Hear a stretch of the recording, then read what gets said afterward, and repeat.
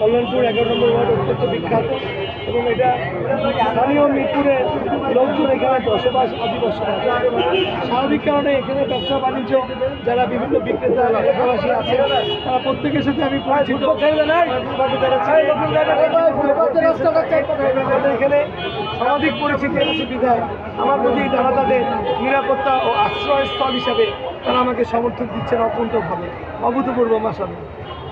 এই যে নির্বাচনের আর বেশি দিন নাই, নির্বাচন পরিস্থিতি নিয়ে বা পরিবেশ নিয়ে কোনো আশঙ্কা আছে কিনা?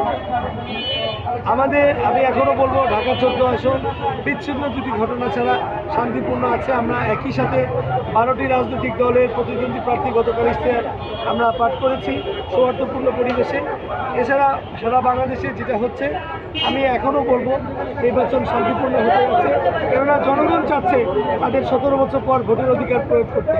আমি আশাবাদী যদি তাৎক্ষণিকভাবে কোনো কিছুর ব্যবস্থা নেওয়া হয় তাহলে উত্তেজনা প্রশমন হবে।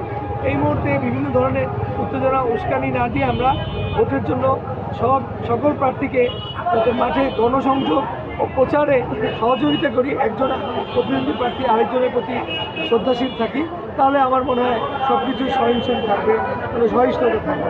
আচ্ছা ভাই, বলছে এই আসনে ত্রিমুখী লড়াই হবে, আপনি এখানকার স্থানীয় ছেলে, বাকি দুজন প্রার্থী এখানকার নয়, আপনার কি মনে হয় ত্রিমুখী লড়াই হবে না আপনি একাই জিততে পারবেন?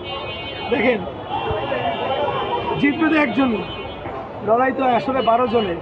হ্যাঁ, বড় দুটি দল, 10 দলের মোর্চা, দাঁড়িপাল্লা, ধানের শীষ, বিএনপি এবং আমি আরও দল, আমি নির্দলীয় স্বতন্ত্র হিসাবে এলাকাবাসী মিরপুরবাসী জনপ্রতিনিধি হিসাবে সবচাইতে জনপ্রিয় যে খেলা সে ফুটবল মার্কা নিয়ে আমি নির্বাচন করছি। কারণ আমি মিরপুরবাসী সার্বজনীনভাবে সবার জন্য নির্দলীয়ভাবে কাজ করতে চাই। আমি 2018-তে এখানে ধানের শীষে প্রার্থী ছিলাম। আমার বাবা মরহুম এসে খালেক এই ঢাকা 14 আসনে 5 বার নির্বাচিত সংসদ সদস্য, এলাকার সকল উন্নয়ন তার হাত দিয়ে হওয়া। আমি গত 17টি বছর এখানে আন্দোলন সংগ্রাম নির্যাতনে সকল জনগণকে ঐক্যবদ্ধ করে 80টির উপর মামলা নিয়ে আমি কিন্তু এলাকায় ছিলাম। তাই জনগণের যখন করোনা মহামারীতে যেমন পাশে ছিলাম, সেই একইভাবে আগামীতে আমার মিরপুর, আমার নারী সম্পর্ক, আমার জন্মস্থান, এই মিরপুরকে নিয়ে আমার ভাবনা, আমি আগামীতে একটি সুষ্ঠু অবাধ ও নিরপেক্ষ নির্বাচনের মাধ্যমে নির্বাচিত হলে আমি নিজেকে ঢেলে দিব, নিজেকে উৎসর্গ করবো মিরপুরবাসীর উন্নয়ন। এখন কোনো অভিযোগ আছে কিনা ঢাকা দিয়েছে, আমরা অনেক জায়গায় ব্যানার লাগাতে দেয়নি বা ব্যানার কেটে ফেলা হচ্ছে, এই ধরনের ছোটোখাটো আমার মনে হয় স্মরণীয় পর্যায়ে আছে। ভাই একটা প্রশ্ন, আপনি বললেন যে দু একটা বিচ্ছিন্ন ঘটনা ছাড়া ঢাকা 14 আসলে স্বাভাবিক আছে, কিন্তু আমরা দেখতে পেলাম যে শেরপুরে কালকা জামাতের